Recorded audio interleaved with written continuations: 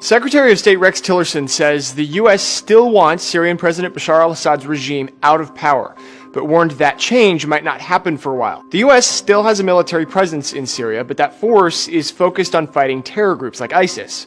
Tillerson said he wants more cooperation with pro-Assad Russian forces in Syria to avoid violence in de-escalation zones. As for Assad, Tillerson said the U.S. would discourage economic relationships between Syria and other countries until Assad is no longer in power.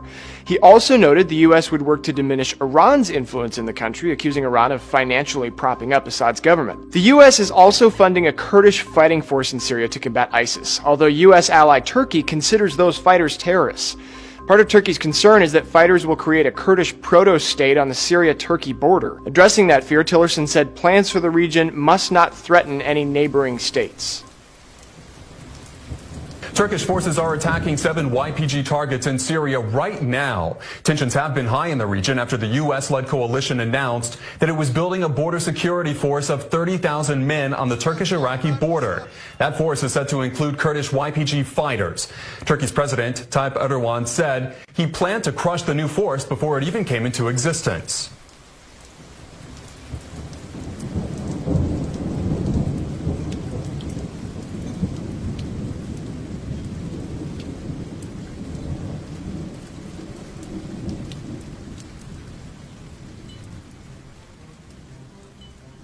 NATO chiefs of defence only meet twice a year. When they do, Russia is always the main talking point. The 29-country alliance has been building up its forces close to Russia's borders. Moscow is very consistent with its message. It is not interested in attack, only defence. However, NATO's military leaders have agreed to go ahead with plans to set up 2 new major command bases, citing Russia as one of the main reasons for the move. I certainly have concerns with respect to Russia. That's part of this NATO command structure adaptation. I think as an alliance we're dominant. There are domains within this that were challenged. I think cyber is one of those. They're very competent in that. NATO's military chiefs say for many years now Russia has been modernising and upgrading its capabilities. They argue, therefore, that the alliance must do the same.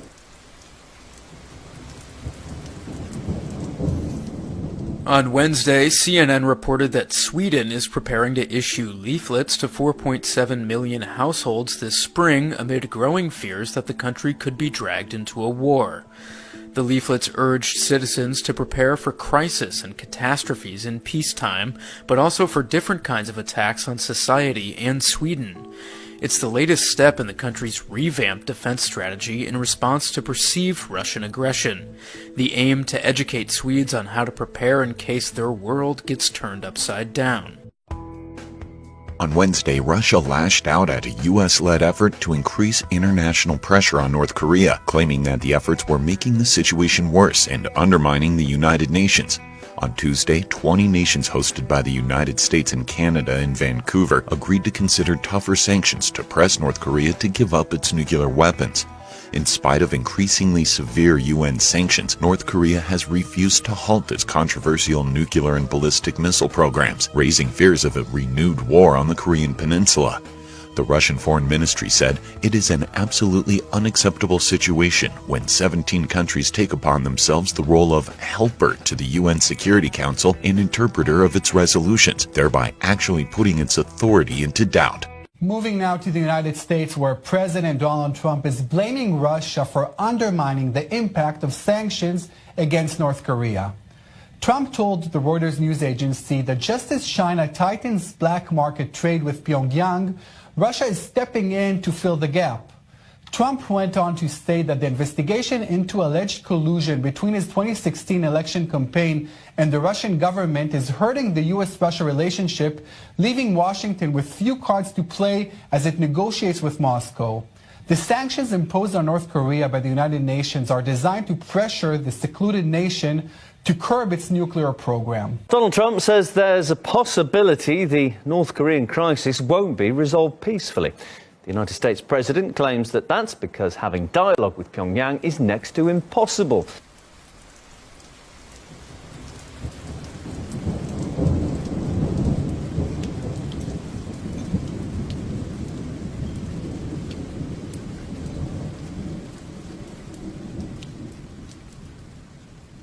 After a 28,000-mile journey, the U.S. Navy's recently upgraded amphibious warship, the USS Wasp, has arrived at its new home port in Japan.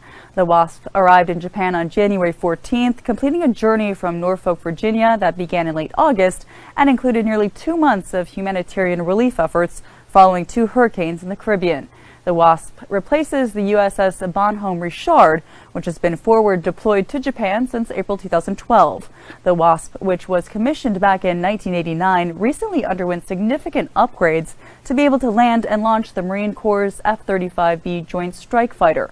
16 F-35Bs from the Marine Fighter Attack Squadron 121 will ship out on the Wasp later this year for a scheduled patrol, marking the aircraft's first deployment at sea. A big part of Japanese Prime Minister Shinzo Abe's visit to Australia nearly a year ago to meet with Prime Minister Malcolm Turnbull was to further ties between the two countries. We share democratic values and a common interest. Japan and Australia entered an economic partnership agreement in 2015. Now they're expected to focus on regional security by signing a visiting forces agreement. It's basically a legal arrangement that allows foreign forces to visit, train, and operate in another country's territory.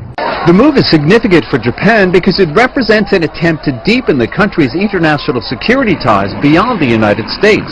For Australia, analysts say it's part of the government's plan since 2009 to increase its defense capabilities. Australia is sending a signal that it also intends to further improve its relationship with Japan, but also that it intends to play a more active role in Northeast Asia, which is quite an important strategic area for Australia. Australia's engagement with Asia has become more complex and more interesting and more multifaceted, and I think that's a very good thing. The visiting forces agreement would better position the two countries to deal with a changing international environment. The rise of China, uncertainty over the regional power dynamics, uncertainty about U.S. leadership in the region. So there's challenges, but it's more about the opportunities that come from a multilateral engagement that we have with the region.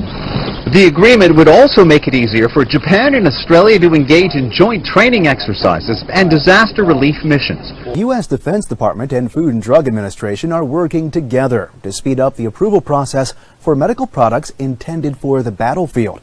On January 16th, the DoD and FDA launched a program intended to expedite the development of medical products needed by the military. The move follows a dispute over a provision in the annual Defense Authorization Bill, which would have allowed the Pentagon to okay the emergency use of drugs and medical devices that have not been approved by the FDA. The FDA argued the move could put troops in danger, but the Pentagon expressed frustration by what it described as the agency's slow approval of treatments that could save lives on the battlefield. Now, by working together, the FDA said it will be able to better prioritize the Pentagon's needs while ensuring the products are safe and effective. Meanwhile, US President Donald Trump's top peace envoy, Jason Greenblatt, will arrive in the region Wednesday. The purpose of the visit is to meet with envoys from the Middle East Quartet to advance an Israeli-Palestinian accord. The president of the Palestinian Authority, Mahmoud Abbas, has continued to rail against US President Donald Trump's decision to recognize Jerusalem as the capital of Israel. Speaking at a conference today in Cairo, Abbas addressed representatives from 86 countries and cautioned that any actions would be taken in the city could spark a future war. Whilst declaring a preferred peaceful path, Abbas gave Trump an ultimatum, calling Jerusalem the gate of peace and war, saying the US president must choose between the two. The Cairo event aims to put the Arab Islamic identity of Jerusalem into global focus, and the Palestinian leader stressed to his audience that the only way forward for Palestinians is to oppose both American and Israeli policies. Today, dear gentlemen, in the midst of major challenges and in the face of a major conspiracy, a conspiracy targeting Jerusalem with all its values, religious, historical, human, and cultural values, violating international laws and humanitarian conventions. The latest wrongful declaration issued by U.S. President Donald Trump, falsely claiming that Jerusalem is the capital of Israel, in flagrant defiance of the faith and feelings of hundreds of millions of Muslims and Christians alike. Nigeria has released 244 suspected members of Boko Haram who have denounced the militant group. Islamic extremist group Boko Haram began its insurgency in northeastern Nigeria in 2009, killing tens of thousands and displacing millions. The group captured large amounts of territory before being driven back by the Nigerian army and a military force from neighboring Chad, Niger, and Cameroon. The government established a de-radicalization program in 2016 for arrested Boko Haram members who want to re-enter society. However, human rights group Amnesty International says the government arbitrarily arrested thousands of people as suspected Boko Haram members without reasonable suspicion. On January 15th, Nigeria's Armed Forces Remembrance Day, the army released 118 men, 56 women, 19 teenagers, and 51 children. Operation Commander Major General Rogers Nicholas said the group passed through the de-radicalization program and would be handed over to the Borno state government. Kidnappers have abducted 2 Americans and 2 Canadians in northern Nigeria. The domestic security in Nigeria is weak and kidnappings happen often. Usually they will target other Nigerians, but the abduction of foreigners is not uncommon either. A spokesperson for the Kaduna state, where the kidnappings took place, told Reuters that the 2 police escorts attached to them engaged the kidnappers in a fierce gun battle, which resulted in the unfortunate death of the 2 police officers. Canadian consular officials in Nigeria are working with local authorities to gather additional information. The U.S. Embassy in Nigeria declined to comment. Ibrahim Ahmed is 4 months old and blissfully unaware of his father's biggest problem right now. He's trying to get his new son a biometric identification, known in India as Aadhaar. Without it, his family can't get his share of government-subsidized rations. My daughter was 2 when they asked for her Aadhaar. Now they want me to wait in queues with my 4-month-old. Why? At the moment, enrollment in the Aadhaar biometric system is meant to be voluntary. But state governments have linked their welfare schemes to the identification number, and several private companies won't allow people to use their services without it. That includes banks and mobile networks. Activists say it's the government's responsibility to make clear where this identity proof is mandatory and where it's not. They say the lack of clarity on changing rules and regulations has made life tougher for many people. Activists say that some of the most vulnerable are also being excluded from welfare because of Aadhaar. With low internet penetration in large parts of the country, connecting to the Aadhaar database for verification can be a problem. Accurate biometrics, especially fingerprints, are often difficult to get from senior citizens and those involved in manual labor. There are point-of-sale devices, for example, at ration shops. And if one goes there, physically is present there, but if your biometrics don't match, your thumb impressions don't match, you will not get your services. So there are any number of people, there are millions of people across the country, and there is data to prove it, that they are being denied their basic services because of Aadhaar being made mandatory. The safety of data being stored by what's called the Unique Identification Authority of India, or UIDAI, has also been criticized after a series of data breaches. Recent local media reported access to the database was being sold for just $8 on social media. While the service clearly has its problems, its proponents say it's still a step in the right direction. French President Emmanuel Macron is to attend a summit in Britain with Prime Minister Theresa May, where the issue of migration tops the agenda. The 2 leaders are to sign a treaty increasing the UK's contribution towards preventing migrants in Calais from crossing the Channel. The agreement will complement the 2003 Le Touquet border accord, which moved the British border to France. Macron has said France can no longer be Britain's coastguard without concessions.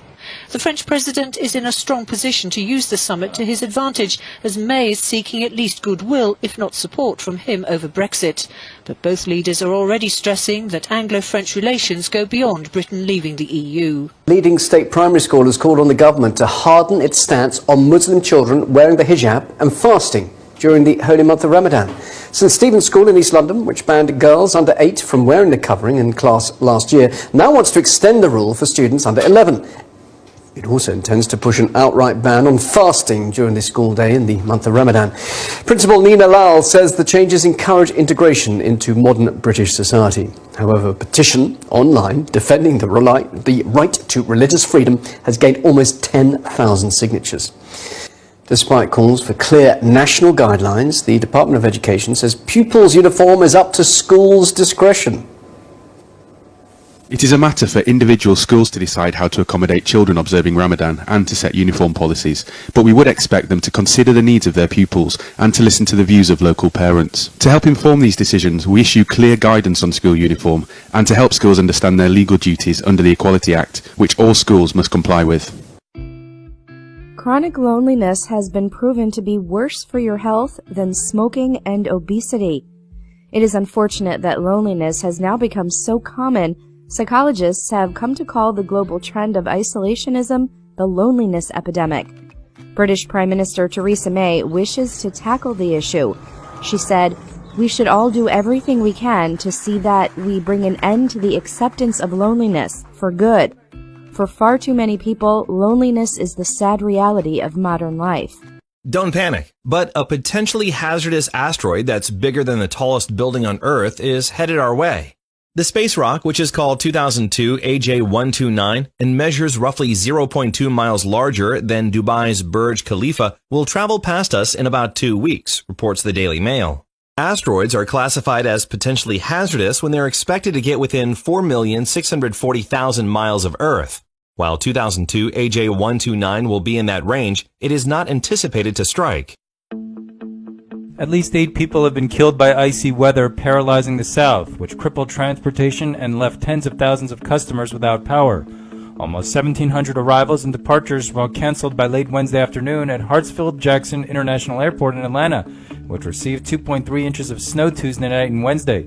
Hundreds of other delays and cancellations were reported at airports in New Orleans, Houston, Charlotte, and North Carolina. The governors of Alabama, Georgia, Louisiana, and North Carolina all went on to declare states of emergency.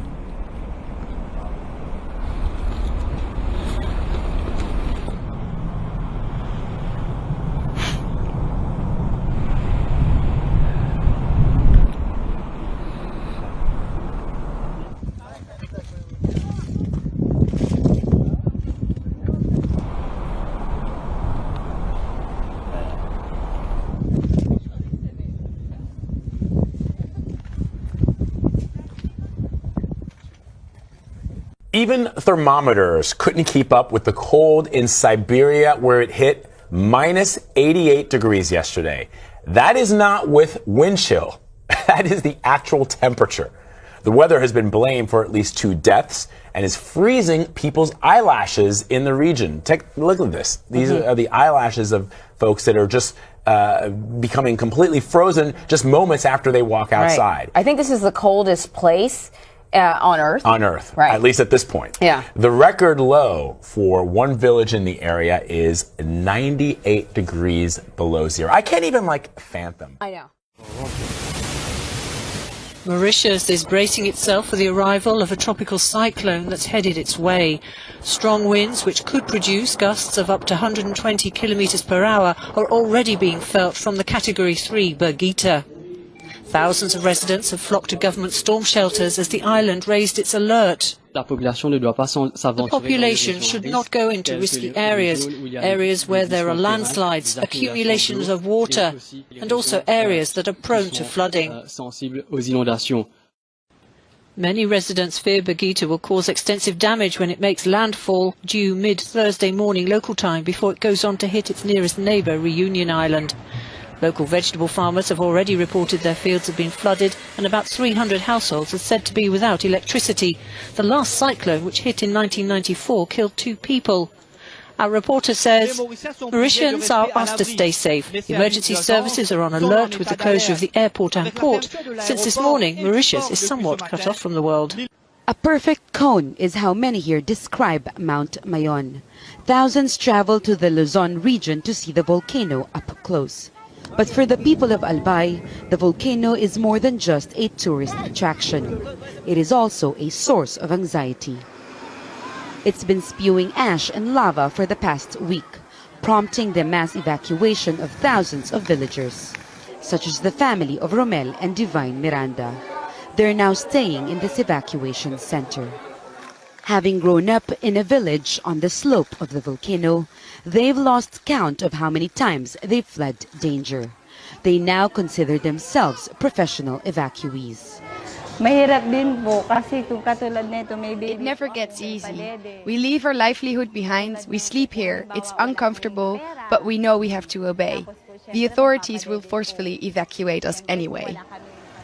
Just like many places across the country, the province of Albay often bears the brunt of natural disasters. It's facing the Pacific Ocean, so it's prone to typhoons and erupting volcanoes because it lies along the so-called Pacific Ring of Fire. But the province is considered the most prepared when it comes to emergency response. We always aim for zero casualty. And like what you said, during typhoons we can prepare for it.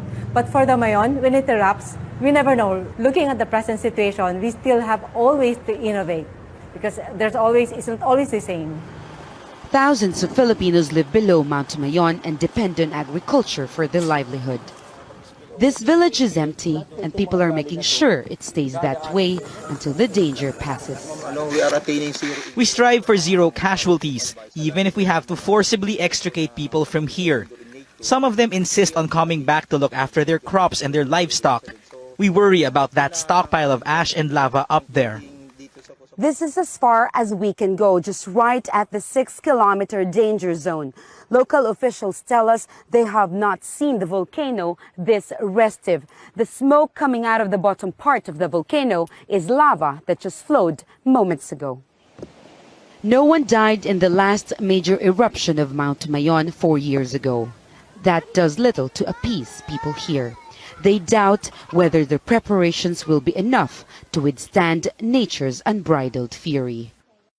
There's a large swath of California that's trying to break away from some of the coastal cities, and it just took its first steps to do so. It's called New California, and its founders want to separate a majority of the state from the coast. They read their own Declaration of Independence this week. New California founders argue the current California is governed by a tyranny, and that under the U.S. Declaration of Independence and the Constitution, they have a right to institute a new government. Splitting up California isn't a new idea. People have proposed turning California into 6 smaller states, 3 smaller states, and even separating from the U.S. as a whole. New California founders told CBS Sacramento they want to do things the right way by working with the California legislature and showing that the new state can govern itself. Still, based on previous movements, this one's likely a long shot. 2018 started off on a good foot for one mama. She just gave birth to this adorable rare orangutan. At around 3 pounds, the baby is the 10th Bornean orangutan to be born at the zoo in Tampa. The zoo is part of the Bornean Orangutan Species Survival Plan. The species is considered endangered in the wild. Mom Dee Dee held her new little one close and doesn't seem to be letting her go anytime soon. Can't wait to see what the rest of the year has in store for her.